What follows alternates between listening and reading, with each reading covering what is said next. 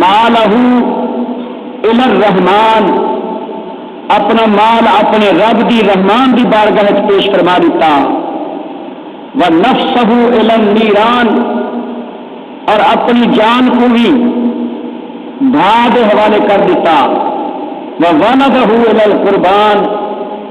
اور اپنے صاحبزادے اسماعیل علیہ السلام کو قربانی واسطے پیش کر دیتا، تو اللہ کریم نے انہاں کو خلیل دا لقب عطا فرمایا، یعنی انہاں اپنے رب دی رضا دی خاطر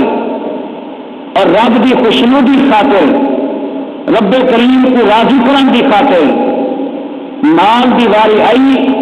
تو مال بھی حضرت ابراہیم علیہ السلام نے رب دی بارگاہ پیش کر دیتا، جان دی واری آئی تو آپ واسطے نمرودیاں نے بھاگ بن بڑا چیخا تیار کیا،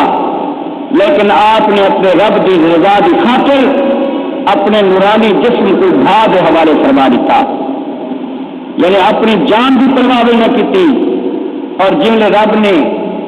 پتر کی قربانی طلب فرمائی، وولدہ الی القربان، تو حضرت ابراہیم علیہ السلام نے اپنے لخت جگر رب کی بارگاہ قربانی واسطے پیش کر دیتا، اللہ کریم نے انہوں کی ای قربانی کی وجہ تو انہوں کو لفظ خلیل کا لقب عطا فرمایا۔